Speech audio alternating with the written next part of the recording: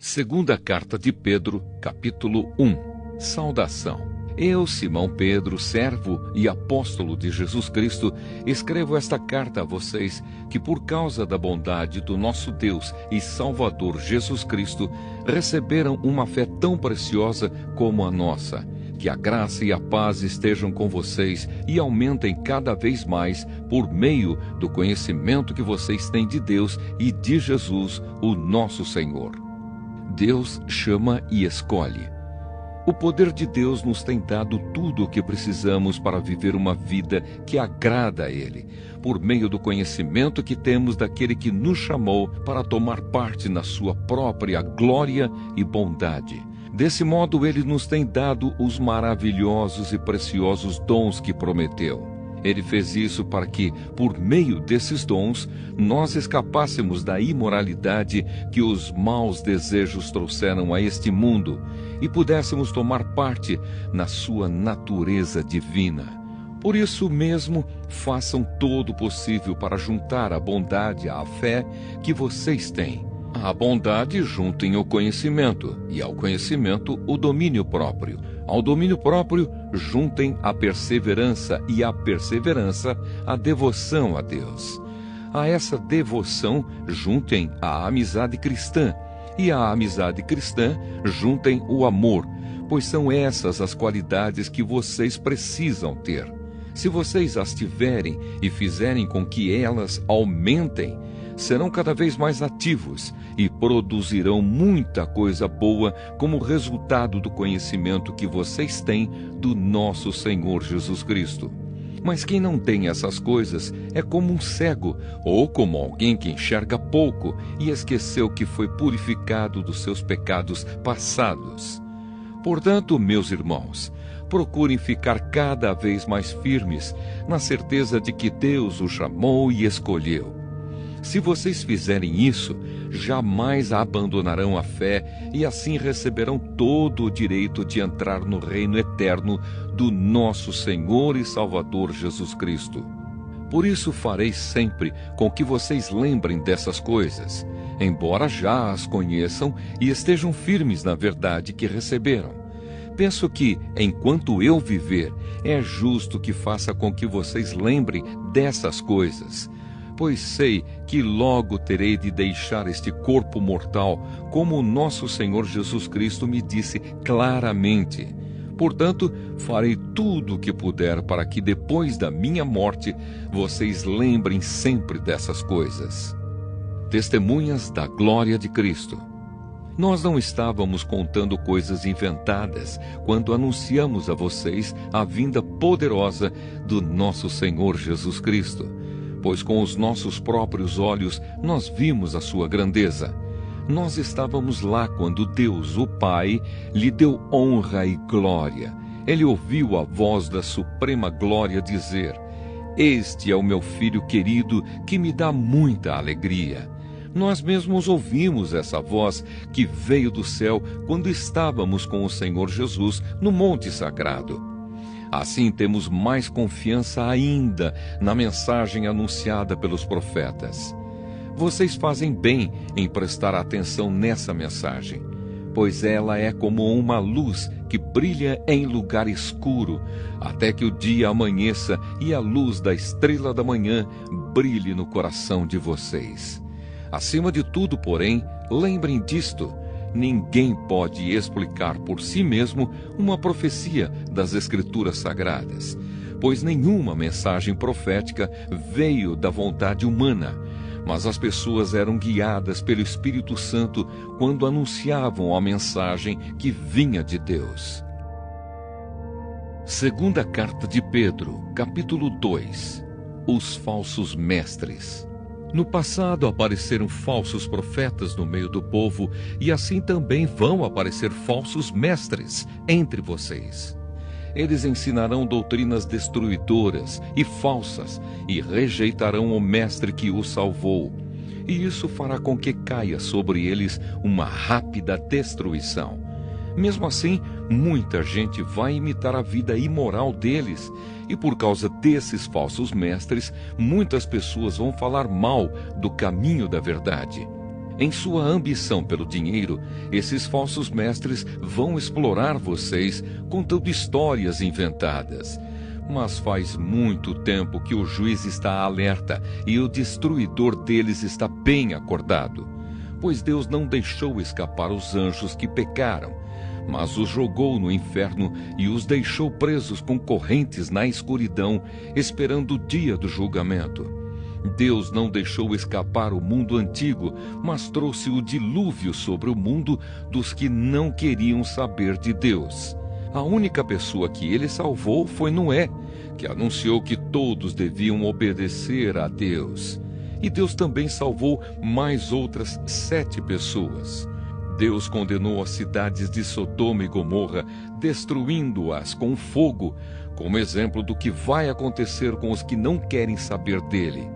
Ele salvou Ló, um homem bom, que estava aflito porque conhecia a vida daquela gente imoral. Todos os dias, esse homem bom, que vivia entre eles, ficava muito agoniado ao ver e ouvir as coisas más que aquela gente fazia. Tudo isso nos mostra que o Senhor sabe como livrar das aflições as pessoas dedicadas a Ele e também sabe como guardar os maus debaixo de castigo para o dia do julgamento.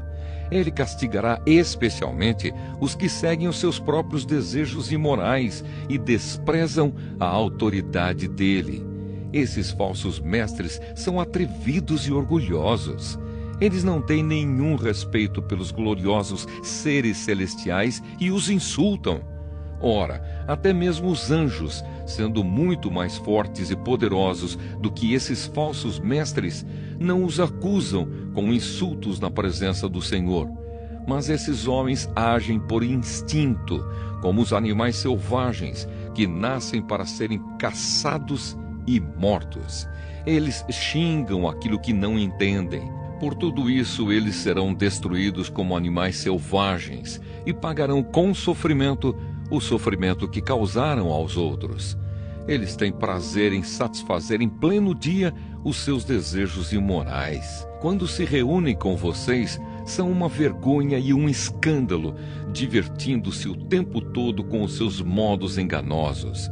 Não podem ver uma mulher sem a desejarem, e o seu apetite pelo pecado nunca fica satisfeito. Enganam as pessoas fracas e só pensam em ganhar dinheiro. Eles estão debaixo da maldição de Deus. Andam perdidos porque se desviaram do caminho certo. Seguem o caminho de Balaão, filho de Beor, que cobiçou o dinheiro que ia receber fazendo o mal, e foi repreendido por causa do seu pecado. Pois uma jumenta falou com voz humana e acabou com as loucuras do profeta. Esses falsos mestres são como poços sem água e como nuvens levadas pelo vento. Deus reservou para eles um lugar na mais profunda escuridão. Eles dizem coisas orgulhosas e loucas, e com os seus desejos impuros e imorais, enganam as pessoas que estão quase escapando daqueles que vivem no erro. Prometem liberdade a essas pessoas, mas eles mesmos são escravos de hábitos imorais, pois cada pessoa é escrava daquilo que a domina.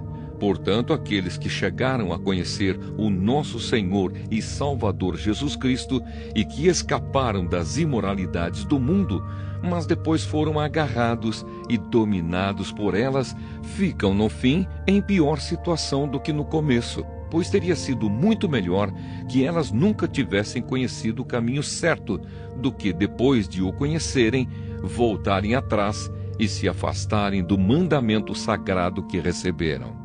O que aconteceu a essas pessoas prova que são verdadeiros estes ditados. O cachorro volta ao seu próprio vômito e a porca lavada volta a rolar na lama. Segunda carta de Pedro, capítulo 3. O dia do Senhor.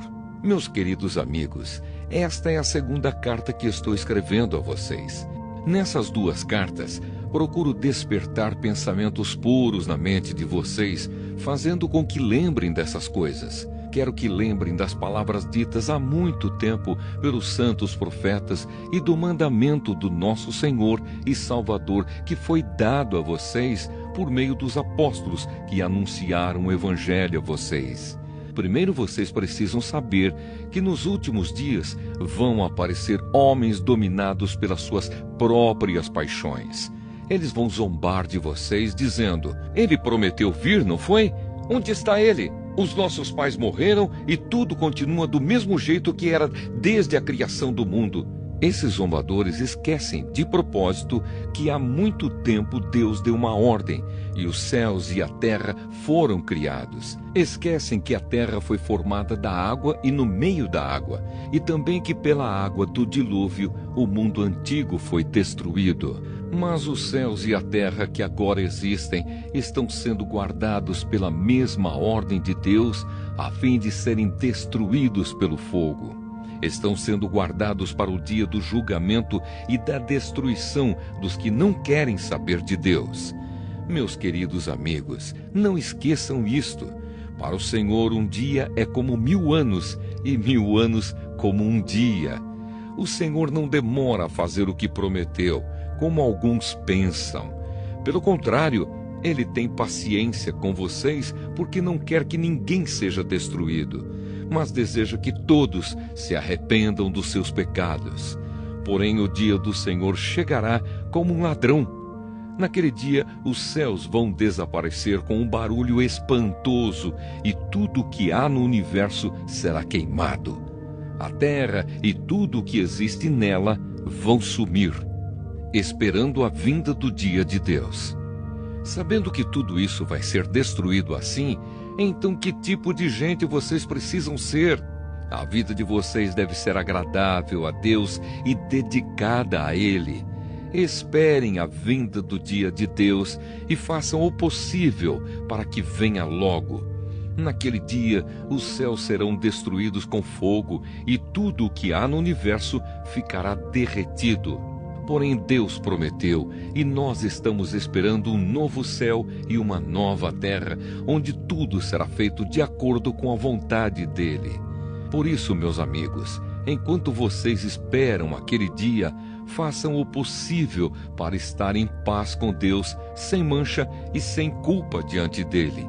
Lembrem que a paciência do nosso Senhor é uma oportunidade para vocês serem salvos. Pois o nosso querido irmão Paulo, com a sabedoria que Deus lhe deu, escreveu a vocês sobre esse assunto. E foi isso mesmo que ele disse em todas as suas cartas quando escreveu a respeito disso. Nas cartas dele há algumas coisas difíceis de entender, que os ignorantes e os fracos na fé explicam de maneira errada, como fazem também com outras partes das Escrituras Sagradas. E assim, eles causam a sua própria destruição. Mas vocês, meus amigos, já sabem disso.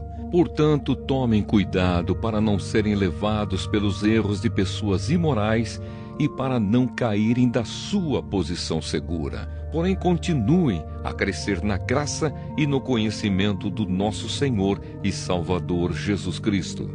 Glória a Ele, agora e para sempre. Amém.